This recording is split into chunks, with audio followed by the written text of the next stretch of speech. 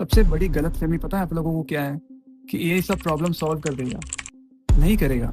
Most Indian businesses का problem AI नहीं है। प्रॉब्लम ये है कि उनका विजन 2026 का है, लेकिन प्रोसेस अभी भी 2010 वाला है।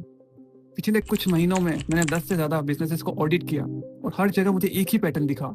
काम सब जगह हो रहा है, लोग बिजी भी हैं, लेकिन स्पीड जीरो है, एक्यूरेसी नहीं है।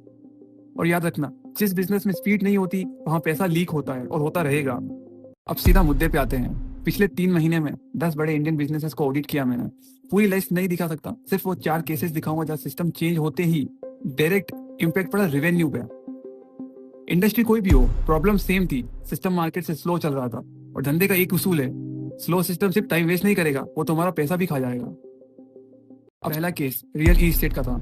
यहाँ लोग एड्स पर लाखों खर्च कर रहे हैं, पर रिस्पॉन्स 2-3 घंटे बाद। तब तक कस्टमर किसी और के पास चला जाता है और जा चुका होता है, और 70% लीड्स सिर्फ डिले की वजह से चली जा रही थी।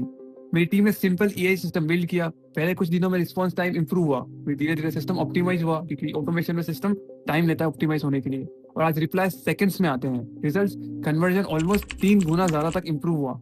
यहाँ पे प्रॉब्लम लीड्स की नहीं थी, यहाँ प्रॉब्लम थी स्पीड्स की। दूसरा केस सूरत टेक्सटाइल का था। यहाँ पे रोज 500 प्लस मैसेजेस और पूरी टीम बस दिन भर कॉपी पेस्ट कर रही थी। सेम प्राइसेस, सेम डिटेल्स, बार बार।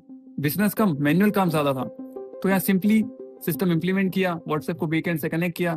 कस्टमर कोई भी मैसेज करते हैं उनको इंस्टेंटली रिस्पॉन्स मिल जाता, स्टॉक, प्राइजेस, डिटेल सब कुछ। रिजल्ट, रेवेन्यू ऑलमोस्ट 20% तक इंप्रूव हुआ, बिना एक भी नया स्टाफ हायर किए हुए। स्केलिंग मेहनत से नहीं होती, सिस्टम से होती है। दूसरा केस D2C ब्रांड का। 70% लोग क्या करते हैं, कार्ट में कुछ ऐड तो करते हैं, ऐड करने के बाद गायब। वो खरीदते नहीं है, चेकआउट नहीं करते हैं, और ये उन्हें जेनेरिक मेल भेज रहे हैं जो लोग डिलीट भी नहीं करते, सीधा इग्नोर करते हैं।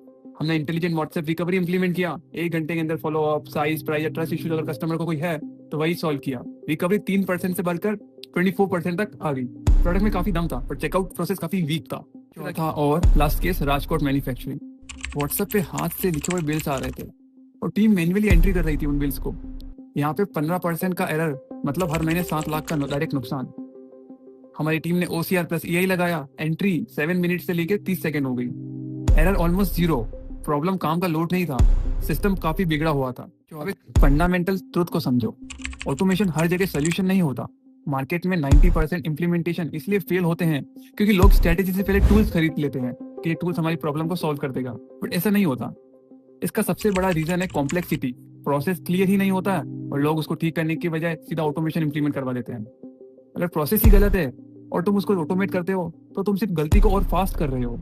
अब तुम्हारा सिस्टम पहले से ज्यादा तेजी से कैपिटल बर्न करेगा। मैंने देखा है, लोग डैशबोर्ड्स पे लाखों खर्च कर देते हैं, पर उनका डेटा ही गलत होता है। जब इनपुट ही गलत है तो एआई तुम्हें सिर्फ हाई स्पीड में गलत डिसीजन ही देगा।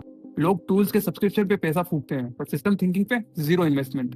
रिजल्ट, ओवरहेड बढ़ जाता है, पर इफिशिएंसी वही 2010 वाली रह जाती है। अबे तो अगर तुम एक फ्रीलांसर हो या एजेंसी ओनर हो, एक चीज हमेशा याद रखना, क्लाइंट्स को टूल्स मत बेचो। उन्हें फीचर्स से फर्क नहीं पड़ता, उन्हें सिस्टम चाहिए, उन्हें स्पीड और एक्यूरेसी चाहिए जो उनको बिजनेस को इंप्रूव कर सके। क्योंकि एंड में बिजनेस टूल से नहीं, एग्जीक्यूशन से ग्रो करता है, और एग्जीक्यूशन हमेशा एक पावरफुल सिस्टम से आता है। अगर तुम ये समझ गए तो तुम सिर्फ सर्विस नहीं दे रहे, तुम उनके बिजनेस को एक्चुअली ट्रांसफॉर्म कर रहे हो। अगली वीडियो में मैं एक रियल इंडियन क्लाइंट का केस स्टडी दिखाऊंगा। नो हाई लेवल ज्ञान, सिर्फ रो बैकएंड दिखाऊंगा कि सिस्टम एक्चुअली कैसे डिप्लॉय होता है। अगर सिस्टम समझना है तो जुड़े रहना, वरना यूट्यूब भरा पड़ा है इन्फ्लुएंसर से। See you in the next one.